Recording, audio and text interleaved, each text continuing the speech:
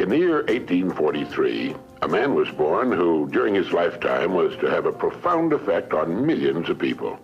His name was Russell Herman Conwell. He became a lawyer, then a newspaper editor, and finally a clergyman. Well, one day, a group of boys came to Dr. Conwell at his church and asked him if he would be willing to instruct them in college courses. They wanted a college education, but lacked the money to pay for it. He told them that he'd do all he could, and as the boys left, a thought, an idea began to form in Dr. Conwell's mind. He asked himself, why couldn't there be a fine college for poor but deserving young men? Well, here was a great idea, and he went to work on it at once. Almost single-handedly, Dr. Conwell raised $7 million with which he founded one of the world's leading universities. And he raised the money by giving more than 6,000 lectures all over the country, and in each one of them, he told the story called Acres of Diamonds. The story was the account of an African farmer who heard tales about other settlers who had made millions by discovering diamond mines. And these tales so excited the farmer that he could hardly wait to sell his farm and search for diamonds himself. So he sold his farm and spent the rest of his life wandering the vast African continent, searching unsuccessfully for the gleaming gems which brought such high prices on the markets of the world. Finally, in a fit of despondency, broke and desperate, as I remember the story, he threw himself into a river and drowned. Now, meanwhile, the man who had bought his farm one day found a large and unusual stone in a stream which cut through the property. And the stone turned out to be a great diamond of enormous value. And he then discovered that the farm was covered with them, and it was to become one of the world's richest diamond mines. The first farmer had owned literally acres of diamonds, but had sold them for practically nothing in order to look for them elsewhere. If he'd only taken the time to study and prepare himself, to learn what diamonds looked like in their rough state, and had first thoroughly explored the land he owned, he would have found the millions he sought right on his own property. The thing about this story that so profoundly affected Dr. Conwell and subsequently millions of others was the idea that each of us is, at this moment, standing in the middle of his own acres of diamonds. If we will only have the wisdom and patience to intelligently and effectively explore the work in which we're now engaged, we'll usually find that it contains the riches we seek, whether they be financial or intangible or both. There's nothing more pitiful to my mind than the person who wastes his life running from one thing to another, forever looking for the pot of gold at the end of the rainbow, and never staying with one thing long enough to find it. No matter what your goal may be, perhaps the road to it can be found in the very thing in which you're now engaged. You see, the average man believes some businesses are better than others, instead of realizing the truth that there are no bad businesses. There are just those people who don't know enough to see the opportunities in the work they're in. No matter what our work happens to be, it's our business. We're the manager. If there seems to be no future or opportunity in it, it isn't always because it's not there, but perhaps only because we can't see it. A farmer once poked a tiny pumpkin into an empty jug. The pumpkin grew until it completely filled the jug and could grow no more. When the farmer broke the glass, he had a pumpkin exactly the size and shape of the jug. If we're not careful, each of us can do a similar thing. We can mistakenly poke ourselves into jugs that limit our growth. But it is we who do the poking, not the job, not the company, nor the territory, nor the economy, nor the times. We do it. People who become outstanding at their work are those who see their work as an opportunity for growth and development, and who prepare themselves for the opportunities which surround them every day. Preparation is the key. This means becoming so good, so competent at what we're now doing, we will actually force the opportunities we seek to come our way. It takes imagination, creative imagination, to know that diamonds don't look like diamonds in their rough state, nor does a pile of iron ore look like iron or steel. Great opportunities lurk constantly in every aspect of the work in which we now find ourselves.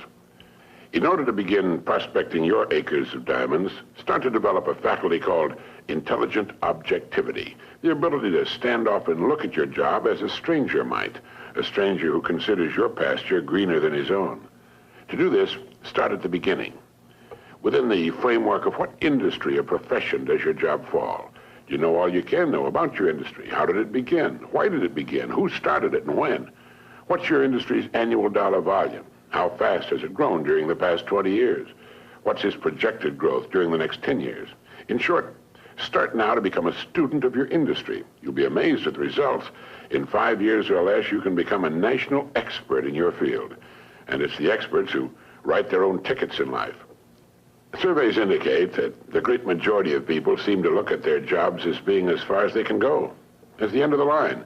They need to realize how really desperately an expanding and dynamic industry needs and seeks the uncommon person who is prepared to share in its growth, how richly it will reward this person of vision and action. On the other hand, those who are not preparing and growing are not just standing still. In relation to their industry, they're going backwards.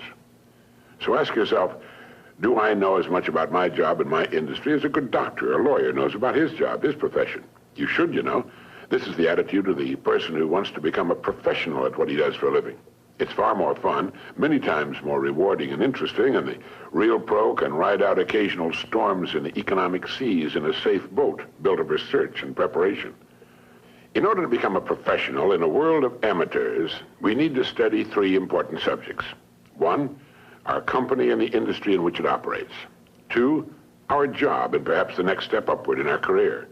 And 3, we need to study people, since successfully serving and getting along with people will determine our success or failure. These are 3 subjects on which you can gradually build a fine home library. Your bookstore clerk will help you find the right books if you'll tell him what you want to know. Frequently, all you need in order to make an enormous improvement is simply a reminder of things you've known but have forgotten. Perhaps this study and research in your job, your industry, and ways of increasing your service to others sounds like a big job. Well, it is.